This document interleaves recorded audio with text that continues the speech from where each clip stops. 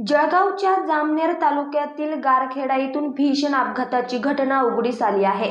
प्रवासी वाहतूक रिक्षा आणि सिमेंट मिक्सरच्या वाहनाचा अपघात घडला आहे। या भीषण अपघातात 2 जणांचा मृत्यू झाला आहे तर 7 जण गंभीर जखमी असल्याची माहिती आहे। दरम्यान अपघाताची माहिती मिळताच पोलिसांनी घटनास्थळी धाव घेतली। हा अपघात नेमका कसा घडला याचा तपास सुरू आहे। मिळालेल्या माहितीनुसार निकिता गोपाळ निंबाळकर वय 21 असं मयत तरुणीचे नाव आहे, तर श्रीराम गुरु भैया वय वर्ष 32 असं दुसऱ्या मयत व्यक्तीचे नाव आहे। या अपघातात मृत झालेल्या निकिता निंबाळकर हिचा काही दिवसांपूर्वी साखरपुडा झाल्याची माहिती समोर आली आहे। रिक्षामध्ये काही प्रवासी प्रवास करत होते।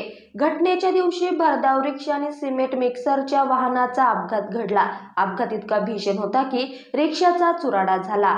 या घटनेनंतर स्थानिक लोकांनी घटनास्थळी धाव घेतली, तसेच पोलिसांना या घटनेची माहिती देण्यात आली। यानंतर बचाव कार्याला सुरुवात झाली।